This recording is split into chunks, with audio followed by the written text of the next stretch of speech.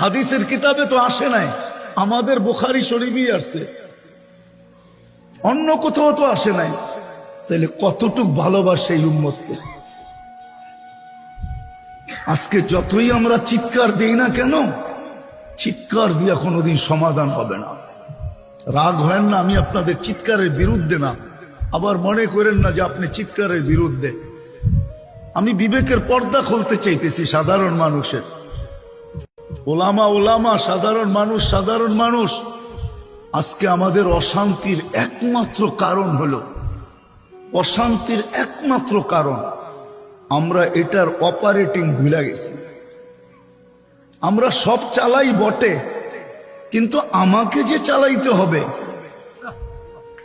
আমাকে যে কোরআন হাদিসের আলোকে চালাইতে হবে, আমাকে যে আল্লাহ রসুলের বিধান মতে চালাইতে হবে, রব্বে কাবার কসম